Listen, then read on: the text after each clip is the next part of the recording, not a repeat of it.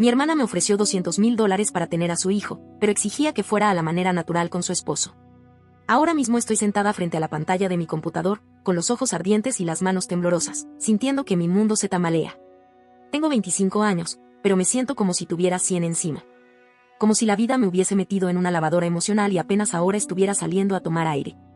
No sé si acabo de cometer el peor error de mi vida o si estoy a punto de evitar uno aún más grande.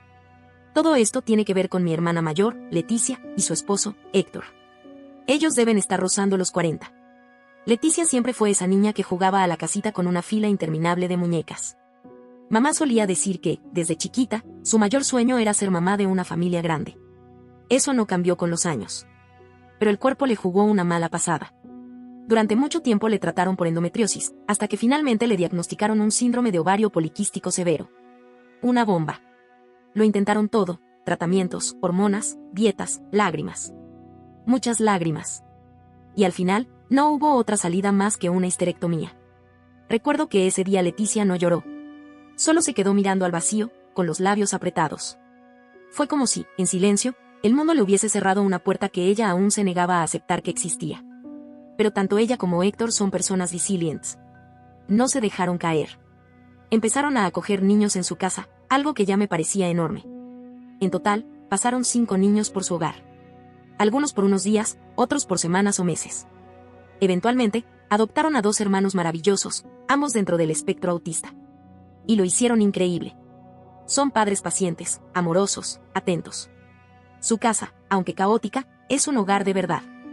Llena de reglas pero también de risas, de rutinas, de ternura. Leticia trabaja desde casa, a medio tiempo, y Héctor tiene un buen puesto que les permite mantener una vida cómoda. Tienen todo lo que, desde fuera, parece la postal de una familia feliz. Así que, cuando comenzaron a hablar de cerrar el círculo con un bebé biológico, me pilló por sorpresa. Fue Héctor quien soltó la idea, como al pasar, una tarde cualquiera. Días después, Leticia empezó a tocar el tema más seguido. Me explicaron que no se trataba de reemplazar a nadie, sino de la experiencia de criar a un bebé desde cero, conociendo toda su historia genética, un hijo que naciera de ellos dos. Confieso que me chocó un poco. Me sonó como si pensaran que algo les faltaba con los niños que ya tenían. Pero no dije nada. Preferí asumir que cada quien vive la maternidad como puede, como quiere o como le enseñaron a desearla. Unas semanas después, me invitaron a cenar. Fue una de esas noches tranquilas, con los niños ya acostados, el aroma del postre aún en el aire y una conversación que empezó liviana pero que pronto tomó un giro denso. Me lo plantearon de frente. Querían que fuera su madre subrogada. Pero no de esas subrogaciones gestacionales que se hacen en clínicas. No. Querían una subrogación tradicional, es decir, con mis óvulos. Y con el esperma de Héctor.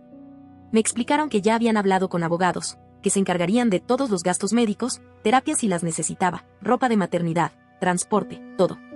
Además, ofrecían pagar mi deuda estudiantil completa, alquilarme un apartamento de 2 habitaciones durante 3 años y darme una suma adicional en efectivo. Aproximadamente unos $200,000 en total. Mi reacción inicial fue de asombro. ¿Quién no se sentiría tentada? Trabajo en una oficina donde apenas llego a cubrir mis gastos.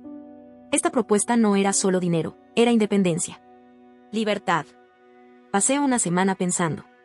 Había noches en las que no podía dormir y otras donde ya me veía caminando con la panza creciendo por los pasillos de una clínica. Consulté con mis padres. Mamá casi llora de orgullo. Papá dijo que estaba tomando una decisión madura y práctica. Un acto de amor, lo llamó. Hasta la tía Graciela me llamó entre sollozos para decirme lo noble que era. Toda la familia, muy religiosa y conservadora, por cierto, lo vio como una obra de sacrificio y entrega, casi como un llamado divino. Así que dije que sí. Me imaginé las visitas clínicas, la inseminación intrauterina, un proceso técnico y distante. Pensé que sería manejable. Invasivo, claro, pero médico. Clínico. Profesional. No emocional. Pero unas semanas después, Leticia me llamó para que cenáramos de nuevo. No me dio muchos detalles por teléfono, solo que quería hablar de algunos ajustes. Fui. Cenamos.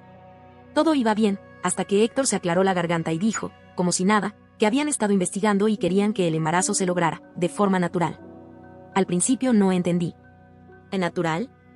Pregunté. Y sí, relaciones sexuales, aclaró Leticia, como si estuviera hablándome de plantar tomates en el jardín. Me quedé en shock. Literalmente, se me heló la cara. Me dieron una serie de razones, que sería más barato que la clínica, que los procedimientos hospitalarios aún eran riesgosos por temas de salud pública, que querían que fuera todo orgánico y conectado.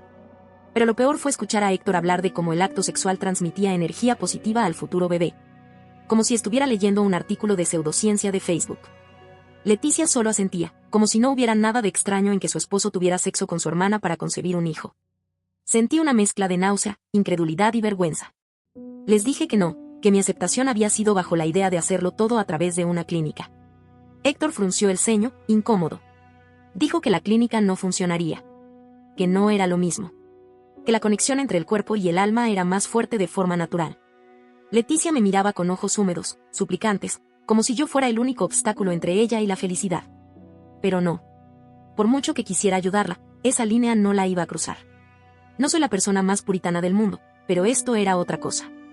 Era incómodo, antinatural, emocionalmente turbio. Hablé con mis padres. Apenas insinué que había algo raro. Les dije que no me sentía del todo cómoda con el método, sin dar detalles. Me respondieron con frases como, es solo un medio para un fin, o no lo pienses tanto, querida. Ahí empecé a darme cuenta de algo mucho más grande. Tal vez no era solo Leticia y Héctor. Tal vez era toda mi familia la que había perdido el juicio. Y ahora estoy aquí. Con la vista clavada en el cursor que parpadea. Pensando si todo esto fue un error o si acabo de salvarme de algo mucho peor. Después de esa cena, algo dentro de mí cambió. No fue solo la incomodidad, fue un sentimiento más profundo, más pesado. Como si acabara de mirar detrás del telón y descubrir que todo lo que creía era una puesta en escena mal montada. Me sentí confundida, sí, pero también muy sola. Leticia y Héctor seguían enviándome mensajes como si nada, preguntando cuándo podrían intentar por primera vez, como si esto fuera un acuerdo romántico en vez de una transacción familiar complicada. Yo no respondía. No sabía cómo. Esa misma semana, empecé a investigar por mi cuenta. Dejé de leer los folletos brillantes de las agencias de subrogación y me sumergí en blogs personales, foros, artículos de noticias. Historias crudas. Verdaderas. Y muy distintas a lo que me vendieron. Leí sobre partos que terminaban en traumas físicos irreversibles, mujeres que daban a luz y luego se enfrentaban a depresiones profundas, luchas emocionales por entregar al bebé que habían llevado dentro durante 9 meses. También estaban las historias legales, padres que desaparecían, demandas por facturas médicas impagas, cambios repentinos de opinión en medio del proceso. Todo eso, más la propuesta de tener relaciones sexuales con mi cuñado, se fue transformando en algo muy distinto a la oportunidad que parecía al principio. Ya no era un plan con un poco de incomodidad. Era un escenario de alto riesgo físico, emocional, psicológico y, honestamente, hasta moral. Fue entonces cuando entendí lo más duro de todo, que no quería estar embarazada. No por ellos. Quizá nunca. Había aceptado por impulso, por presión, por dinero. Por todas las razones equivocadas. Pasé noches enteras llorando en silencio, hablando conmigo misma, intentando ensayar una forma de decirle a Leticia que ya no podía seguir adelante. Me sentía como una traidora. No solo para ella, sino para toda mi familia, mi comunidad, mi crianza entera. Crecimos bajo una fe que idolatra el sacrificio. Donde poner al otro primero es un mandato disfrazado de virtud. Donde ser mujer es sinónimo de renunciar. A lo tuyo. A tu cuerpo. A tu voz. A todo lo que te hace ser tú. Pero no podía más. No podía seguir fingiendo. La llamé una tarde. Le dije que lo sentía, pero que no iba a poder continuar con la subrogación. No importaba la vía. No podía hacerlo, ni tradicional ni gestacional. No era la persona adecuada para algo así. Punto. Hubo un silencio largo. Leticia no lloró, no me gritó. Solo dijo, con una voz tan baja que apenas la oí, que estaba muy triste. Increíblemente triste, repitió. Pero respetaba mi decisión. Colgué sintiéndome como el peor ser humano del planeta. Pensé que, aunque me dolía, al menos eso había sido todo. Pero me equivoqué. 2 noches después, recibí una notificación de Zoom. Una videollamada programada. Era Leticia. Y Héctor. Dudé. Pero respondí. Y ojalá no lo hubiera hecho. Leticia apareció en la pantalla con el rostro empapado en lágrimas. Héctor a su lado, con una expresión seria, fría. Ella comenzó a hablar, suplicándome que reconsiderara. Me dijo que ya habían soñado con ese bebé. Que era su última oportunidad. Que estaban dispuestos a buscar un compromiso.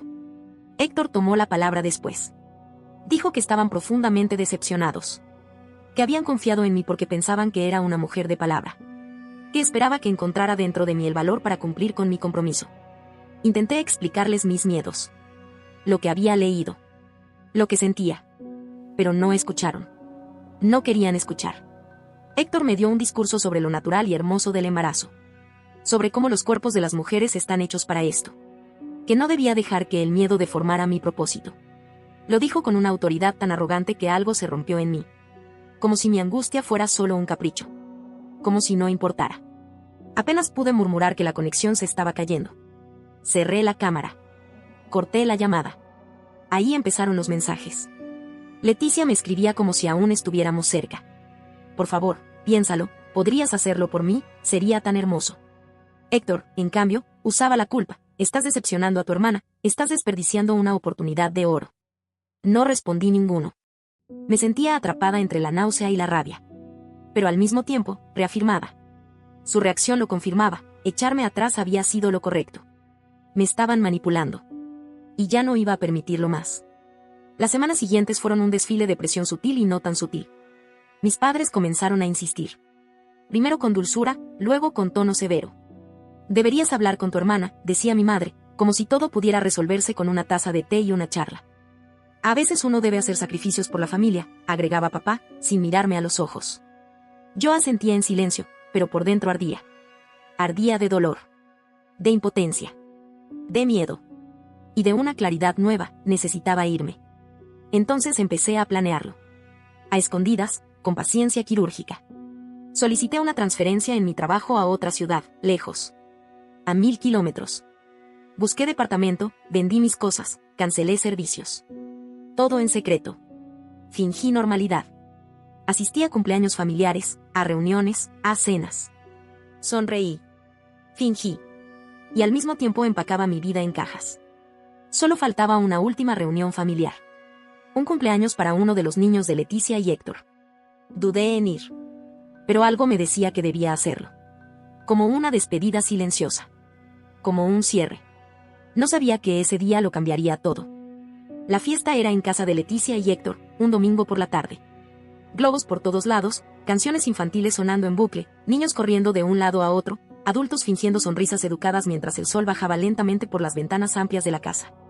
Yo me sentía fuera de lugar desde que crucé la puerta. Sabía que era la última vez que iba a ver ese ambiente. Que no habría más visitas, más pasteles de cumpleaños, más juegos fingidos de somos una familia feliz. Pero aún así fui. Me repetía que era por los niños. Porque ellos no tenían culpa de nada. Durante gran parte de la tarde me mantuve al margen, charlando con alguna tía, ayudando a cortar pastel, evitando mirar directamente a Leticia o a Héctor. Me pareció ver cómo ellos también evitaban cruzarse conmigo, hasta que la fiesta comenzó a vaciarse.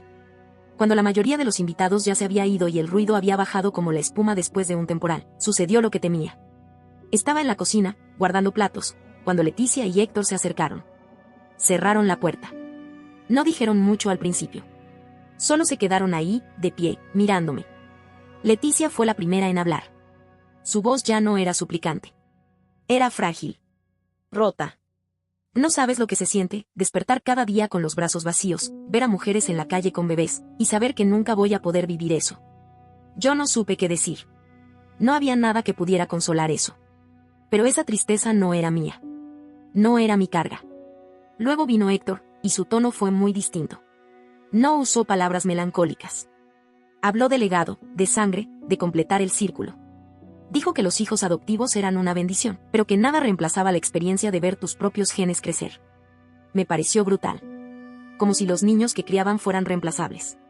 Como si ese último hijo fuera la pieza dorada que validaría todo lo demás. Por eso necesitamos que reconsideres, dijo Leticia, mientras se secaba los ojos. Por favor. Solo una vez más, piénsalo. Y entonces sucedió lo que, hasta hoy, sigo recordando como una pesadilla. Leticia giró hacia la pileta, probablemente para tomar aire o fingir que se calmaba.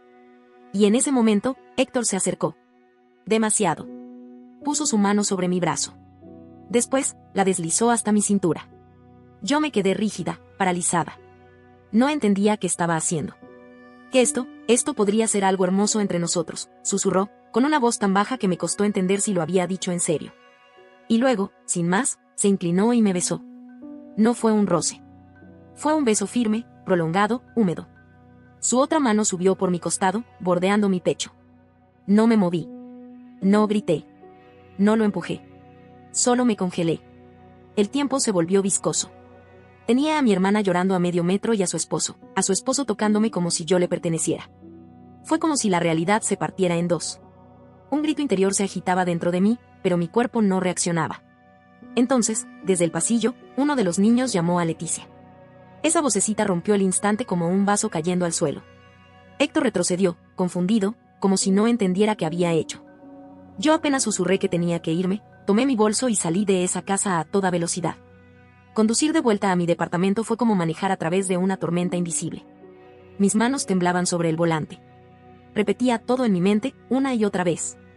El contacto. El beso. El silencio de Leticia. Mi propia inacción. Al llegar a casa, cerré la puerta con seguro, me senté en el suelo y lloré durante horas. No solo por lo que pasó, sino por lo que significaba. Leticia sabía. Sabía lo que estaba ocurriendo y aún así lo permitió. O tal vez lo aceptó. Tal vez hasta lo ofreció. Y eso fue demasiado. Al día siguiente intenté hablar con mis padres. Quería contarles, con palabras claras, lo que había hecho Héctor. Quería que alguien me defendiera. Que alguien dijera, eso estuvo mal. No estás sola. Pero no lo hicieron. Papá bajó la mirada. Mamá se llevó la mano al pecho.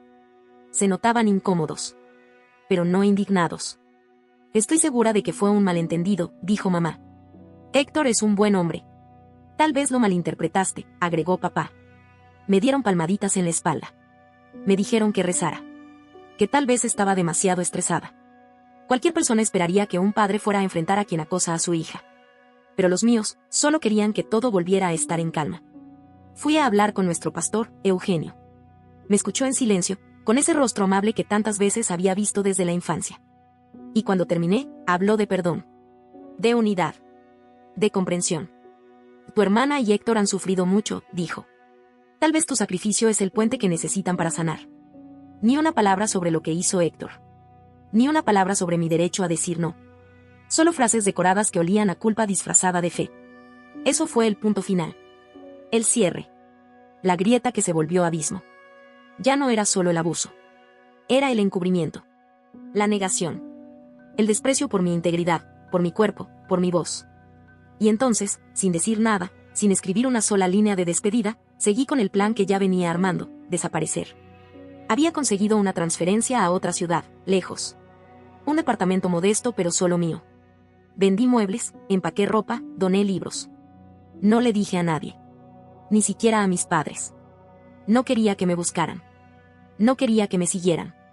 La última noche en mi ciudad fue la más extraña. Fui a la celebración del Día de los Pioneros. La comunidad entera reunida, cantando, comiendo, sonriendo. Leticia y Héctor también estaban. Fingí que todo estaba bien. Que nada había pasado. Era mi despedida silenciosa. Esa noche, terminé de empacar.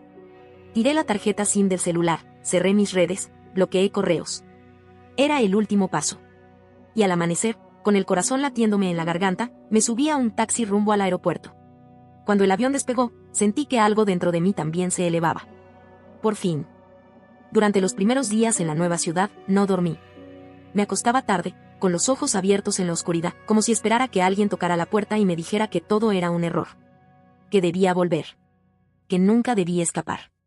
Pero ese alguien nunca llegó. Estaba sola por primera vez en mi vida. Verdaderamente sola. Sin mi familia, sin mi comunidad, sin ese ruido constante de expectativas y sacrificios. Y el silencio, al principio, me resultó aterrador. Pero poco a poco empecé a sentir algo que no había conocido con claridad, libertad. No fue fácil. No lo es ahora. Hacer nuevos amigos a los 26, reconstruir una vida desde cero, encontrar un nuevo supermercado, aprender a moverte por calles donde nadie te conoce. Son cosas pequeñas, sí, pero duelen cuando ya venías rota. Algunas noches todavía me despertaba sudando, con el recuerdo del beso de Héctor pegado a la piel, con la cara de Leticia mirándome como si yo fuera la que había destruido todo. Otras noches soñaba que volvía a casa, que me sentaba en la mesa con mis padres y que ellos finalmente me creían. Me defendían. Pero eso nunca ocurrió. Ni en los sueños lo sentía real. Con el tiempo, encontré una terapeuta. Alguien que no me conocía de antes, que no me veía como la hija de, ni como la hermana que huyó. Solo como una mujer intentando armarse después de perderlo todo. Pasé horas en ese consultorio, desenredando cada capa de culpa, vergüenza, miedo y dolor. lloré, me enojé, me perdoné. Empecé a entender que no huí. Me salvé. Que alejarme no fue egoísmo, sino el primer acto verdadero de amor propio que hice en mi vida. A veces todavía me llegan rastros de aquel mundo. Un correo viejo que olvidé cerrar. Algún conocido que me escribe sin saber que formaba parte de lo que quise dejar atrás. Pero ya no me desestabiliza como antes. Ahora soy yo quien elige a quien dejo entrar. Hace unos meses, en una de esas tardes donde todo parecía ir en calma, me enteré de lo que ocurrió después. Leticia y Héctor consiguieron otra mujer. No sé cómo la encontraron. No sé si sabían lo que estaban haciendo. Pero aceptó.